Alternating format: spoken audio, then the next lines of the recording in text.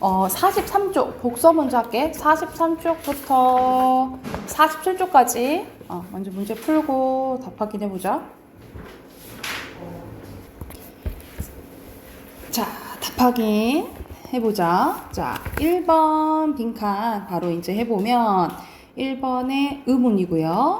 그리고 2번에 물, 그리고 3번에 증발 속도, 그리고 4번에 평형 상태예요. 그리고 5번에 증기압, 그리고 6번에 분자, 그리고 7번에 끓는 점, 그리고 8번에 비휘발성, 9번에 온도, 10번에 증기압. 자, 1번에도 빈칸 넣는 문제는 그치? 여기서는 아까 의문제기 한다 했고, 의문제기고, 그리고 3번 빈칸은 핵심 개념이에요. 핵심 개념. 그리고 2번 문제는 여기서는 왜 더 끓는 점이 높냐? 라고 했잖아. 여기서는 4문단 보시면 되겠죠? 4문단에, 맨 마지막 문단에 밑에서 둘, 넷, 6번째 줄 보면은 자, 비휘발성 용질인 라면 스프는 순수한 용배보다 증기압이 낮기 때문에 더 높은 온도가 되어야 용액의 증기압과 대기압이 같아지는 끓는 점이 되기 때문이다. 이렇게 쓰면 되겠죠. 그치? 여기 부분 참고해서 쓰시면 되겠죠. 그리고 3번은 너무 쉽다. 돌아온다는 여기서 공간 돌아오는 거잖아요. 그치? 그래서 1번이 되겠죠. 자, 그 다음 거 질문 보면은 46조 또 바로 빈칸 확인해 볼게. 자, 1번에 경국대전, 2번에 법적 안정성, 3번에 법, 4번에 삼복제도, 그리고 6번에 덕, 5번에 덕, 6번에 피, 지배층, 7번에 45, 그리고 8번에 사회복지법, 그리고 밑에 9번에 덕치, 11번에 조선, 2번에 12번이어야 되는데 11번으로 돼 있네. 법이에요. 자, 4번부터 보면은 경국대전에 대한 설명으로 적절하지 않은 거잖아요. 여기서는 이제 이 문단 거의 끝쪽에 보면은 이 문단 밑에서 한 3번째 좀 봐보죠. 시대가 변하더라도 크게 바꿀 필요가 없는 법을 만들겠다고 편찬한 거예요, 의도가. 그러면은 그대로 계속 바뀌면 안 되겠지, 그치? 그래서 4번에 1번이고요. 그리고 5번에 기억에 들어갈 것으로 가장 적절한 거네. 기억 부분은 마지막 5문단에 들어갈 부분이잖아. 5문단에서는 이제 결과적으로 앞에서 하는 내용을 거의 이제 결과적으로 얘기를 해줘야겠지, 그치? 여기서는 1문단에서는 뭐에 대해서 얘기하는 거야? 1문단에 밑에 3번째 줄 보면 유교를 통치하는 이념으로 삼았던 조선도 법이 아닌 도덕위에 다스린 사회였을까? 에 대해 의문 제기한 거잖아요. 그거에 대해 이제 대답을 한다고 하면 1번이 되겠지, 그치? 근대성이 지닌 법이 운영된 사회라 알 수 있다라고 보시면 되고요. 6번의 최항과 한비자를 이제 비교를 하는 적절한 거네요. 한비자는 인간을 이기적인 존재로 본 거죠. 그래서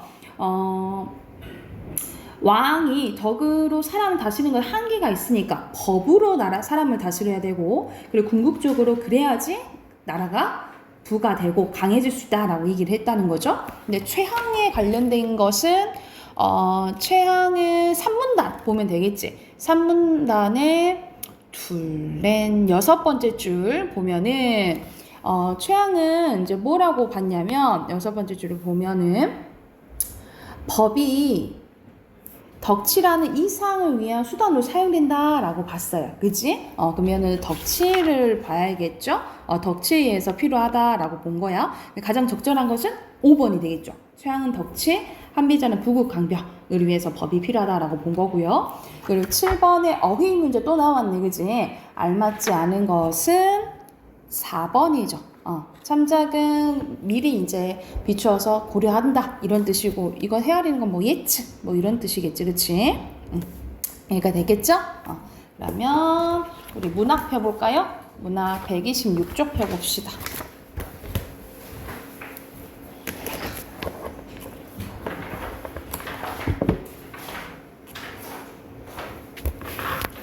자, 오늘 하게 되면 이제 문학이 마무리가 되거든요. 딱 고전 소설이 나오네. 126쪽 보면은 대표적인 이제 가장 잘 나오는 춘향전이에요. 춘향전은 우리가 어제도 했듯이 무슨 소설? 판소리개 소설. 판소리개 소설이야.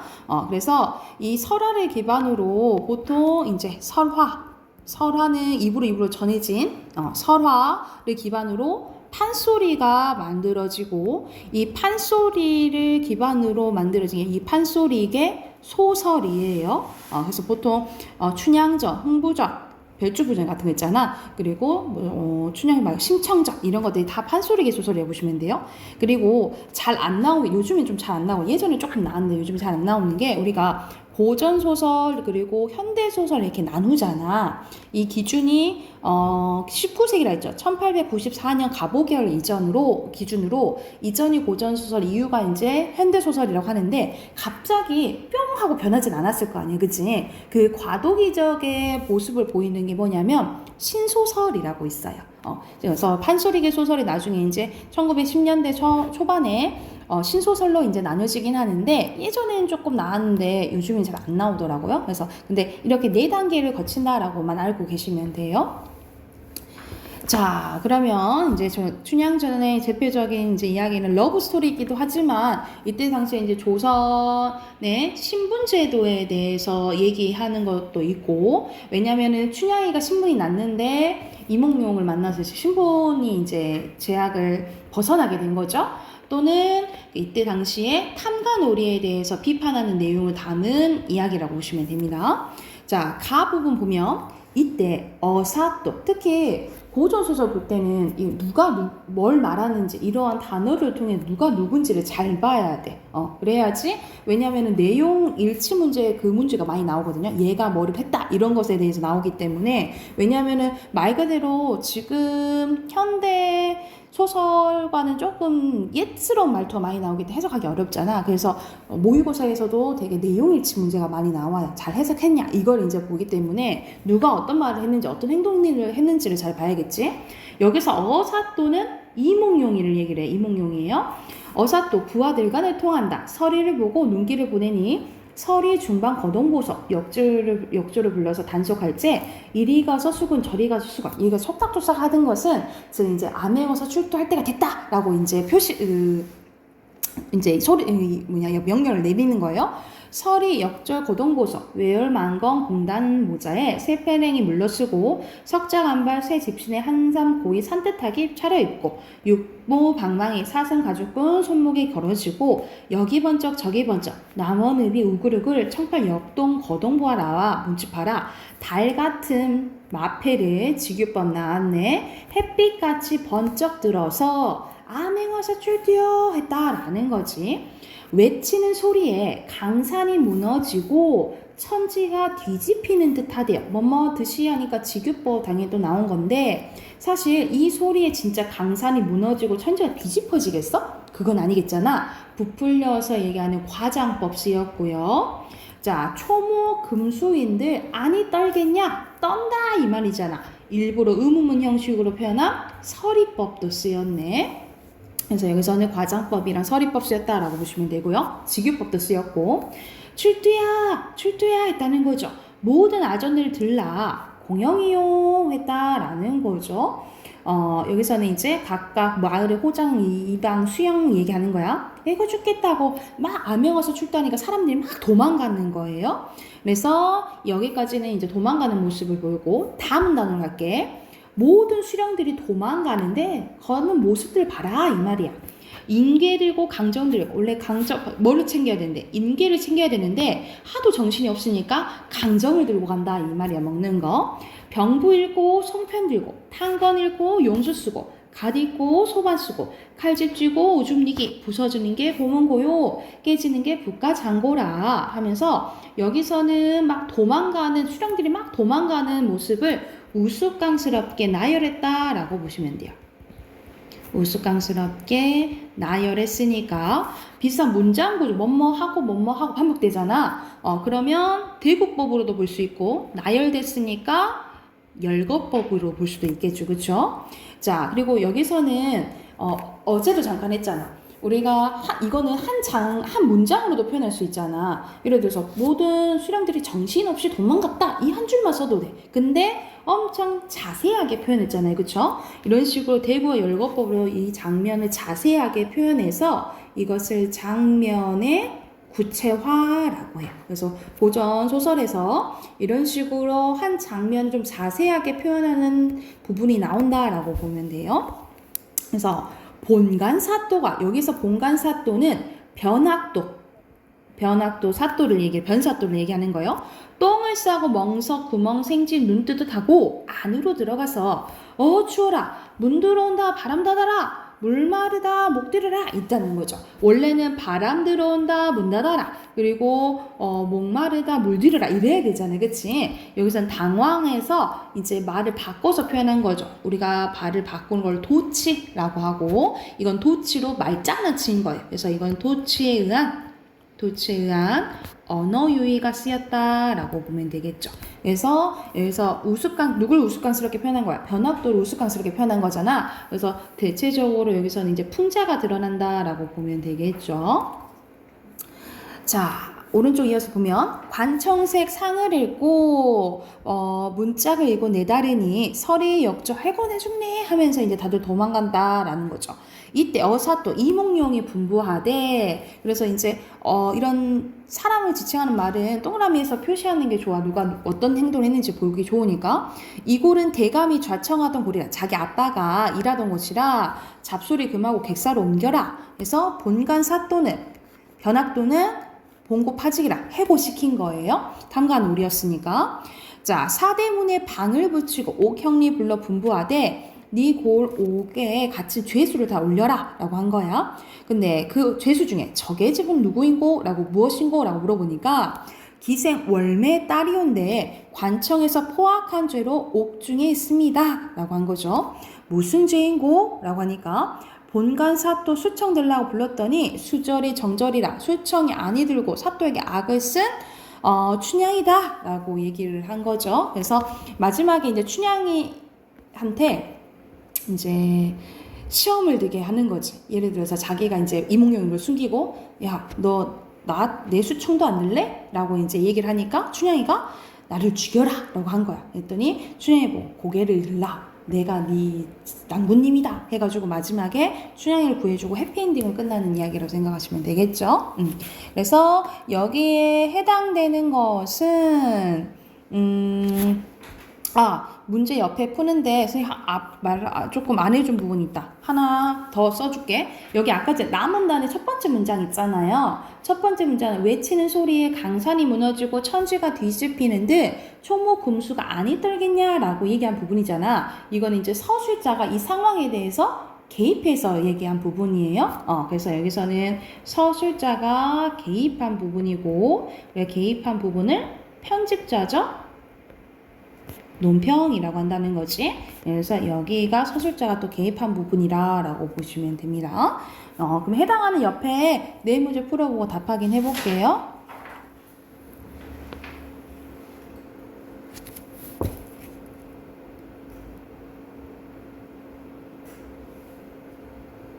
답 확인해 보자. 1번에 아닌 거 몇 번?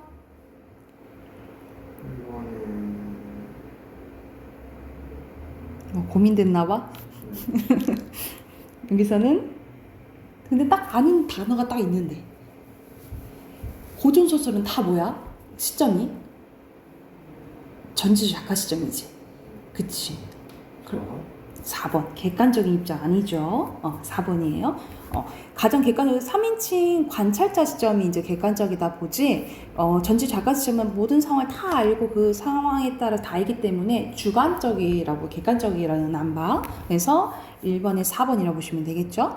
그리고 2번에 이거는 보기 안 보고 여기 있는 보기 안 보고 오지선다만 봐도 답을 알 수가 있어요. 몇 번?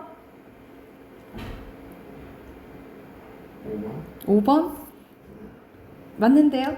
네. 네, 여기서는 아닌 게 뭐가 있냐면 3번인데 어디가 틀리냐면 우리가 창자는 뭐 하는 사람이야? 노래하는 사람이지, 그치? 근데 마패나 칼집, 소반 이걸 들고 굳이 연기를 하지 않아요. 왜냐면 노래하고 그냥 말로 설명하는 사람인 거지 이 사람은 소품 가지고 막 연기를 하거나 이러지 않기 때문에 여기 보면 아예 틀렸다라고 생각을 하면 돼. 그리고 3번은 아까 마지막에 했죠. 편집자죠. 논평 쓰시면 되고 그리고 니은에 쓰인 건 선생님이 도치를 활용한 언어유희라고 했죠. 그치? 이 도치를 통한 언어유희는 자 명칭과 효과까지 쓰라 했네. 그치? 이 효과는 이 다급한 상황 지금 엄청 본가사또가 막 문 닫으라고 막 다급한 거잖아. 그치? 그래서 다급한 상황을 되게 우스꽝스럽게 나타내는 효과가 있다. 뭐 이렇게 쓰면 되겠죠.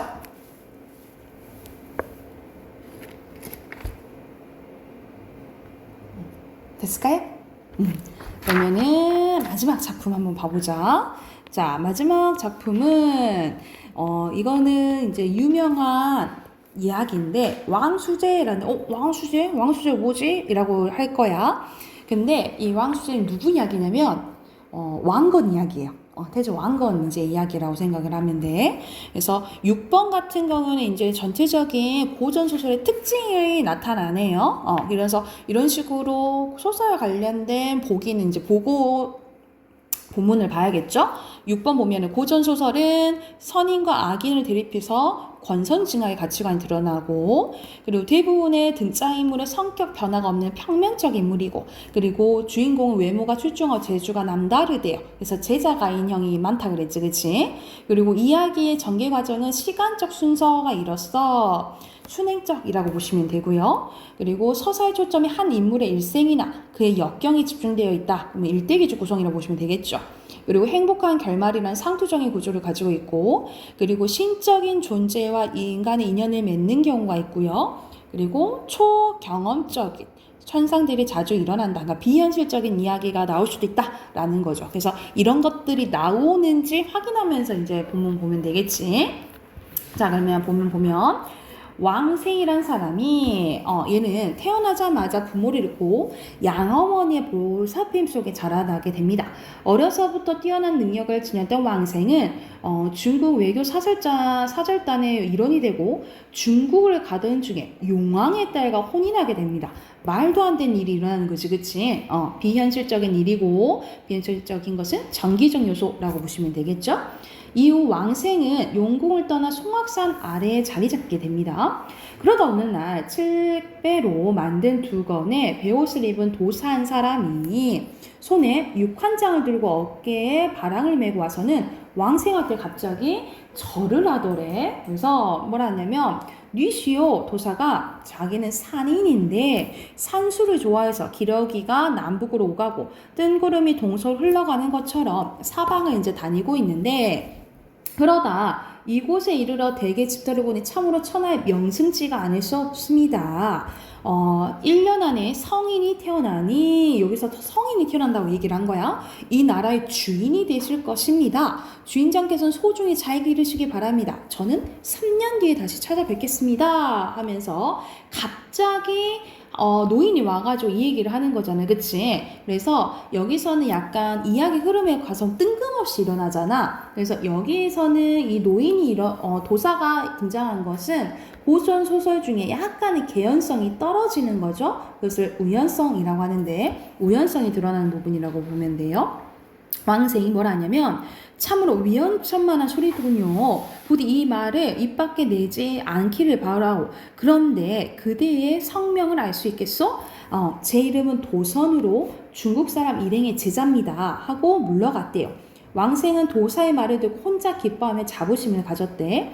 이달부터 문득 아내에게 태기가 있더니 10달 만에 아들을 낳았는데 콧대가 우뚝 솟고 용과 같은 제왕의 상에 그리고 이마가 훤하고 눈은 새별처럼 빛났으며 상서로운 광채가 은근히 비추고 기상이 엄숙했대요.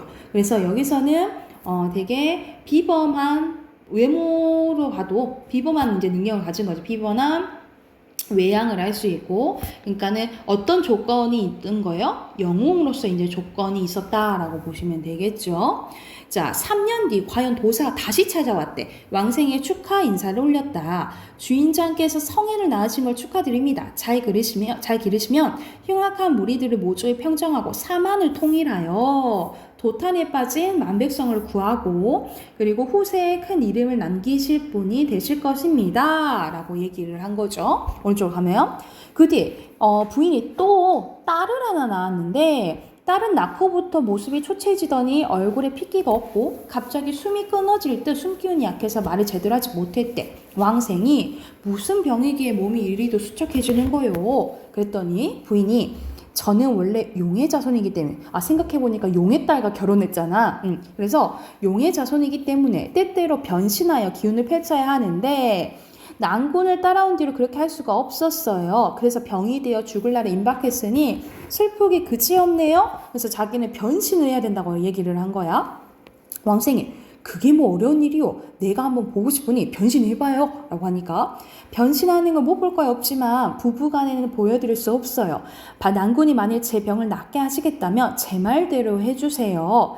난군이 이 방을 출입할 때 종들을 먼저 보내고 알린 뒤에 들어와 주세요. 하면서 하지 말아야 할 금기를 제시한 거예요. 이거를 지켜달라라고 얘기를 한 거야. 그렇게만 해주시면 제 병은 자연히 낫게 될 거예요. 어려울 게 뭐 있겠소. 근데 항상 금기는 깨지기 마련인 거지, 그지? 그 뒤로 방을 출입할 때마다 부인의 말대로 종들을 먼저 보내 알린 뒤에 들어가니 부인은 마음대로 변신할 수 있었으므로 병세가 차츰 좋아졌대요. 하루는 왕생에 급한 일이 있어 부인의 말을 읽고서 먼저 알리지 않은 채로 총총 걸음 안으로 들어가 버렸대요. 그러니까 금기를 어기게 된 거지. 이때 부인은 뜰가의 작은 우물 안에서 바야흐로 변신을 하고 있었다. 황룡으로 변해 머리는 구름 위에 쳐들고 꼬리는 우물 안에 두었는데 그 길이가 100여여 길이나 되었고 몸통의 굵기는 연하면 아름이나 되었다. 입의 문 여의주는 항아리만큼 컸고 등이나 갈기는 모양이 키와 같았다라는 거죠. 생생한 광채는 혹은 황금색으로 보이고 혹은 순백소로 보이며 차가운 기운이 사람을 엄습해서 비린내가 진동을 했대. 그러니까는 계속 여기서는 비현실적이고 초현실적인 이야기가 나오는 거지, 그치? 왕생은 그 모습을 보고 기겁을 했다라는 거죠. 그러니까 변신한 거 보고 싶긴 했지만 사실상 진짜 보니까 너무 이제 놀랬던 거지. 차분히 생각해봤지만 아내와 즐겁게 지내던 정이 사라지며 멀리하고 싶은 마음만 일어날 뿐이었대. 아무래도 이제 막 여자처럼 느껴지거나 그러지 않았다는 거지, 그치? 그래서 그 다음 쪽 보면은 그래서 부인이 얘기를 할 때 뭐라 했냐면 군자의 도에 분자의 도는 부부간에 시작되는 말이 있습니다. 그렇다면 허물없는 친한 부부간에 대해 무례하거나 신의가 없어서는 안 될 것이 분명합니다. 그런데 지금 난국께서는 아무 통보도 없이 중문 안으로 들어오셨으니 이건 무례한 일입니다. 부부간에는 시작되는 군자의 도를 벌써 이르신 것이지요. 이제 변신할 제 모습 보셨으니 마음속으로는 겁을 먹고 정이 이미 멀어졌을 겁니다. 그래서 지난날의 즐거움을 계속하기 어려워지신 자기는 떠나겠대. 그러니까 금기를 어기니까 이제 자기는 떠나야겠다 얘기를 하는 거죠. 아들, 딸을 모두 데리고 가야겠지만 그건 너무 심한 일인 것 같아. 아들은 남겨두고 가겠다라는 거죠. 잘 기르고 가르치시면 한나라의 군주가 될 겁니다 하고 왕이 될 거라 얘기를 하는 거지. 다만 한 가지 한스러운 일은 제가 3년만 더 있었더라면 반드시 성스러운 아들 낳아서 중국을 쓸어버리고 구주를 평정해서 3대의 정치를 펼치게 할 수 있다는 점입니다. 난군이 신이 없는 행동을 하신 탓에 그 일을 볼 수 없게 됐어요. 그래서 더 좋은, 더 큰 군주가 될 수 있었는데 너 때문이야 라고 얘기를 하는 거지. 그래서 이것은 하늘이 정한 운명이고 사람이 어찌할 수 있는 일이 아니니 어쩌겠습니까? 그래서 여기 이제 이 부인이 한 말에서 운명은 정해져 있는 거다라는 운명론적 세계관이 반영되어 있다라고 보시면 되겠죠. 왕생이 비록 부부간에 잘못이 있었다 하지만 이렇게 할 필요가 있겠소? 부디 떠나지 마오. 그러니까는 이미 결정했어요. 이미 화살은 시위를 떠났으니 저 아무리 많은 말을 하시는데 되돌릴 수 없습니다. 하고 올라가 버렸다라는 거죠. 그래서 마지막까지 비현실적인 요소가 이제 나오는 거지. 정기적인 요소가 나오죠. 그래서 결과적으로는 이제 왕건이 이야기가 우리 알잖아. 결과적으로 사만을 통일하고 이제 고려를 이제 통일해서 고려의 왕이 되는 거죠. 그래서 그 약간 우리가 항상 그 건국 신화가 있는 것처럼 이제 왕에 대해서 신비로 그리고 이 나라를 세우는 거에 타당성을 정당성을 부여하기 위해서 이런 이야기를 이제 만드는 거지. 그래서 대표적인 이제 왕건의 출생과 의가 드러난 소설이라고 보시면 돼요. 그러면 옆에 두 문제 있잖아. 바로 한번 풀어볼까요? 이런 문제를 풀 때는 이거를 공부해본 이유가 문학 작품은 많이 볼수록 좋은 게 내용을 알고 있으면 다 볼 필요는 없겠지. 근데 거의 새로운 문제가 춘향전 같은 경우는 계속 많이 나오거든요. 그리고 이런 것들 문학 작품을 많이 고전 같은 걸 많이 봐고 내용을 조금만 알고 있어야지 그때는 다 읽을 필요 없잖아. 그치? 알고 있으면. 그래서 미리 공부를 조금 하라는 거지. 왜냐면은 갑자기 이거 다 읽기는 어렵잖아. 그치? 그래서 많이 평소에 보고 그리고 조금 외울 거는 외우고 해야 돼요. 몇 번일까요? 5번에? 5번. 받아들이는 거 아니죠? 그치? 그리고 6번에? 5번. 그치. 5번이라고 보시면 돼요. 그러니까, 좀, 이 고전 쪽이 어려우면 고전 부분만 있는 챕터 책 있잖아. 그걸 조금 공부해도 좋아. 네가 부족한 점을 네가 알잖아. 어디 부분이 부족하다면 그걸 해서 조금 보완을 해야지. 그래서 조금 시간은 걸리더라도 많이 조금 보고 또 어떤 문제 유형이 좀 나오는지 머릿속에 이제 탑재를 해놔야지. 이런 건 문학 작품인 거죠? 문학 작품이죠. 비문학은 이제 새로운 지문 아까 전에 막 과학 같은 거. 그렇지. 근데 모의고사에는 문학 지문이 몇 개 나와요? 절반 그러니까는 어떻게 나오냐면 발표하고 1번부터 지금 어떻게 고2까지는 1번부터 10번까지가 화법과 작문이 나와요. 화법과 작문이 나오고 11번부터 15번까지가 문법 문제. 문법 5문제. 그리고 나머지 사무실 문제가 남았잖아. 그래서 15문제가 문학 작품이고 15문제가 비문학인 거예요. 독서인 거예요. 그렇게 나와요. 절반씩 나와요. 그리고 이제 고3 때는 네가 선택을 해야 되는 거지. 앞에 이제 15문제를 화작을 할 것인지 아니면 언어와 매체를 할 것인지 문법을 할 것인지 선택을 해야 되는 거죠. 현실 문제는 그냥 문학 비문학. 네, 문학 비문학. 그건 공통이에요. 언매가 문법이죠? 네. 사람들이 언매를 더 많이 하죠. 애들이 문법을 많이 어려워해서 오히려 화작을 많이 하는데 그러니까는 이 스타일 알아야 돼. 만약 문법이 좀 돼 있는 애들은 완전 쉬운 거죠. 왜냐면 이 문법 문제를 풀면서 시간을 단축을 많이 할 수가 있거든. 미리 알고 있으면. 그러니까 선생님도 화작보다는 문법이 더 낫거든요. 왜냐면 문법이 좀 돼 있으니까. 왜냐면 굳이 보기 이렇게 나와도 안 보고 해도 풀 수 있으니까. 근데 애들이 문법이 안 돼 있으면 지레 겁먹고 화작은 그때 뭐 토의라든가 아니면 발표 상황 보고 바로바로 이제 문제 풀 수 있잖아. 그러니까 화작하는 경우가 되게 많아요. 괜히 문법 어려워 이렇게 해가지고. 근데 내가 볼 때는 너는 문법 조금 돼 있으니까 좀 더 해서 언매가 더 나을 수도 있을 것 같은데 어때? 혜연이? 모르겠어? 문학 그대로 하고 우리 문법 해봅시다. 제가 근데 거의 143쪽? 네.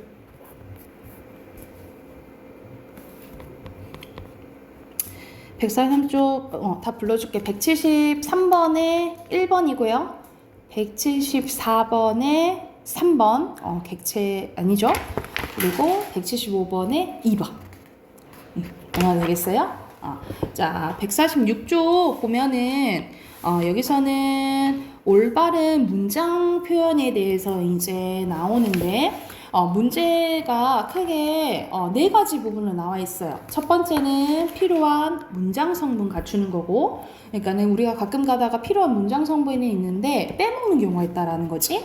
그리고 오히려 불필요한 것을 없애는 거. 그리고 그 다음은 문장 성분 간의 호응, 그러니까 주어랑 주어에 맞는 서술어를 찾아야 되는 거지. 그러니까 예를 들어서 우리가 왜냐하면 이렇게 시작하면 어떻게 끝나야 돼? 때문이다 이렇게 끝나야 되는, 이걸 맞춰야 된다는 거죠.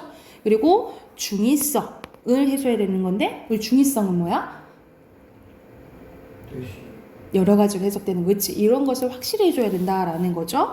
그래서 여기 부분 이제 보면은 첫 번째는 여기서는 주어가 생략되거나 그래서 미나가 이걸 넣어줘야 되는 거죠. 또는 목적어가 조화에 따른 목적어 없다는 거죠. 철수를 이런 식으로 목적어를 넣어줘야 되고, 또는 복종하기도 한다의 부사가 생략되는 경우도 있다 이 말이야. 그래서 자연에 이런 식으로 필요한 성분을 넣을 줄 알아야 된다는 거죠. 그리고 발생 원인에 해당되는 서술어가 생략됐다라는 거지. 그래서 규명하고 이런 식으로 필요한 문장에서 우리가 꼭 필요한 성분이 앞에서 배웠잖아. 주어, 목적어, 보어, 서술어 있잖아. 이게 부족하면 넣을 줄 알아야 된다라는 내용이고요. 그리고 밑에는 불필요한 성분은 오히려 없애줘야 된다라는 거죠. 수지의 매력은 춤을 잘 추는 것이 매력이다. 굳이 이럴 표현 없다는 거지. 그래서 뒤에를 이제 생략하는 게 좋겠죠. 또는 방학 기간 동안, 이거는 기간이랑 동안이 중복됐잖아요. 그치? 그럼 둘 중에 하나 없애줘야 된다 이 말이야. 그리고 탈삼진, 이런 것들은 이 탈이라는 이제 뜻을 모르면 그냥 넘어갈 건데, 탈삼진은 삼진을 잡았다는 소리잖아. 그치? 그러니까는 여기서는 20개의 삼진을 잡았습니다. 그래서 탈을 이제 없애주거나 해야겠죠. 그래서 왼쪽에 중복된 표현이 많이 나와요. 그래서 한자를 모르면 이게 뭐가 문제야 라고 넘어가는 게 있는데, 역전은 말 그대로 역 앞이란 뜻이잖아요. 그치? 또는 뭐 뇌리소, 뇌리만 써야 되는 거죠. 그쵸? 다시 재고, 재가 다시 재자잖아요. 그치? 또는 밖으로 표출, 뭐 지나친 과욕, 그러니까는 굳이 한자 안에 있는 내용들을 또 다시 쓸 필요는 없다는 거죠. 그죠? 그래서 뭐 미리 예고, 방학 기간 동안, 방학 동안 이래야겠지? 서로 상충, 서로 상자죠 이게. 그리고 뭐 침수되다, 뿌리 뽑아 근절, 결실을 맺다. 우리가 결실을 맺다라는 소리 많이 하잖아. 그치? 근데 이거는 공법적으로 자세히 보면은 맞진 않다는 거죠. 왜냐면 결이 무슨 결이야? 맺을 결이니까. 그래서 결실을 보다 이런 식으로 고쳐줘야 된다는 거지. 그래서 우리가 한자가 많다 보니까 이런 이제 잘못되게 쓰는 경우가 많다는 거, 중복적으로. 그래서 이런 식으로 바꿔줘야 된다라고 보시면 되고요. 오른쪽 가볼게. 오른쪽은 문장 성분 간의 호응이에요. 그래서 주어 것은 뒤에는 이다가 붙어야 된다라는 거지. 그래서 뭐한 것은 뭐뭐이다 이렇게 끝나야 되는 거고, 그리고 이유는 아까 전에 왜냐하면 때문이다 이렇게 끝나야 된다 그랬지. 그치? 그리고 반드시는 긍정적인 말과 호응을 해야 됩니다. 또는 뭐 부정적인 말도 있겠죠. 또는 지난 여름은 과거니까 과거용을 써야 된다라는 거죠. 시제도 맞춰줘야 된다는 거지. 그와 관련된 게 또 오른쪽에 있어요. 오른쪽 표에 보면은 부사와 서술어의 호응 나와 있어. 그래서 앞에 부사어 이게 시작되면 뒤에 서술어 이게 와야 된다라는 거지. 그래서 예를 들어 비록 하면 뭐뭐 할지라도, 만약 하면은 뭐뭐 한다면 이렇게 된다는 거죠. 그래서 말음직이 해야 한다. 그래서 마땅히 이렇게 해야 된다는 거지. 그래서 부사어 뭐도 맞아야 된다. 주어와 서술어가 맞아야 되는 것처럼 부사어와 서술어도 맞아야 된다라고 보시면 되고요. 그리고 밑에는 중의성 해소가 있는데 생각보다 중의성이 있는 것들이 되게 많아요. 첫 번째는 수식 범위입니다. 자, 예시 보면 아름다운이 나와 있잖아. 이 아름다운이 수시를 꾸며주는지 목소리를 꾸며주는지 알 수가 없다 이 말이야. 이걸 해서 하는 방법은 첫 번째 어순을 바꿔줘요. 그래서 만약 목소리가 아름답다면 수지와 아름다움을 바꿔줘야 된다는 거지. 또는 이 쉼표를 사용하면 끊어주는 효과가 있다라고 보시면 돼요. 끊어주는 효과. 이런 식으로 중의성을 해소하고요. 두 번째, 주어부의 범위에 따른 중의성이야. 그래서 여기서는 수지가 보고 싶은 남학생이 많다. 수지가 보고 싶은지 아니면 수지를 학생들이 보고 싶어 하는지 알 수가 없다 이 말이지, 그치? 그래서 여기서는 올바르게 수지가 보고 싶어 하는 학생들 또는 수지를 보고 싶어 하는 학생들 이런 식으로 더 구체적으로 얘기를 해줘야 된다라고 보시면 되고요. 그리고 오른쪽에 잠깐 보면은 어휘에 따른 중의성도 있거든요. 예를 들어서 아버지의 그림 한다고 하면 뭐야 아버지의 그림 아버지 그림인갑지 할 수도 있지만 아버지가 그린 그림인지 아버지가 나온 그림인지 아버지가 가지고 있는 그림인지 이렇게 다양하게 해석할 수도 있다라는 거죠. 이렇게 볼 수 있고 그 다음 쪽 넘어가면 이거는 비교 범위에 따른 중의성이에요. 수지는 나보다 노래를 더 좋아한대. 그러니까는 수지가 나를 좋아하는 것보다 노래를 더 좋아하는지 아니면 내가 노래를 좋아하는 것보다 노래 더 좋아하는지 이게 다를 수 있다 이 말이죠. 이것도 해소하려면 더 구체적으로 얘기를 해줘야겠죠. 그리고 접속 범위에 따른 중의성이에요. 접속 범위는 말 그대로 접속 조사와 관련된 건데 예시 보면 철수는 미나와 수지를 만났대. 그러면 철수가 지 혼자 미나와 수지를 만난 건지 아니면은 철수는 미나와 함께 수지를 만난 건지 이게 다를 수 있다 이 말이야. 그래서 함께라는 표현을 넣어주거나 아니면 두 사람 만났다 이런 식으로 더 이것도 구체적으로 명확히 해줘야 된다는 거죠. 그리고 상황에 따른 중의문 봐볼게. 상황은 여기서는 이건 동작상과 관련된 건데요. 앞에서 동작상 했었잖아. 수지가 구두를 신고 있대. 이 신고 있는 게 신고 있는 중인지 아니면 신은 채로 있는지를 말하는 거지. 그치? 그래서 구체적으로 하려면 이렇게 바꿔줘야 된다라고 보시면 되고요. 그리고 의존명사 구문에 따른 중의문인데 이거 잘 안 나오긴 하는데 예시문 보면 그가 걸음을 걷는 것이 이상하대요. 그러니까 걷는 모습이 이상할 수도 있는 거고 설마 제가 걸을 리가 없는데 걷는 것이 이상하다 이럴 수도 있다는 거지. 이렇게까지 할 필요는 있을 필요가 있겠지만 이런 식으로 해석을 할 수가 있고요. 그리고 가장 잘 나오는 게 부정표현에 의한 중의문이에요. 이 부정표현은 말 그대로 수지가 짬뽕을 안 먹었대 이런 문장이 있는데 그래 안 먹었는갑지 이게 뭐가 중의성이요? 라고 하는데 어떻게 해석할 수 있냐면 이 안 먹은 게 수지가 안 먹을 수 있다는 거예요. 수지가 말고 다른 사람이 먹을 수도 있다라는 소리고 그리고 수지가 짬뽕을 안 먹었지 다른 건 먹을 수도 있었다라는 거고 그리고 말 그대로 짬뽕 먹는 행위는 안 하고 다른 행위는 했다 이렇게 해석할 수도 있다라는 거야. 그래서 여기서는 이 안이 여기서 안이 부정표현이잖아요. 이 안이 주어 수지를 부정하는 건지 짬뽕을 수식하는 건지 아니면 서술어를 부정하는 건지 이 세 가지로 해석될 수 있다라고 생각을 하시면 돼요. 그리고 밑에는 수량 때문인데 손님들이 다 가지 않았대. 이 다라는 소리가 모두 다 한 사람도 가지 않았다는 뜻인지 아니면 일부만 갔다는 소린지 이런 식으로 해석될 수도 있다 이 말이에요. 이럴 때는 아무도 또는 다는 이런 보조사를 통해서 중의성을 해줘야 된다라고 보면 되겠죠.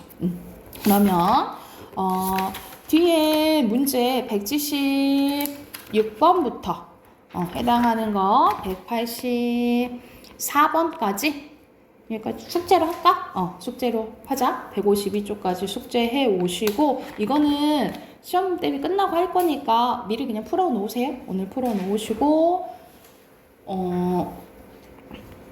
다다음 주 봐야겠네. 그치?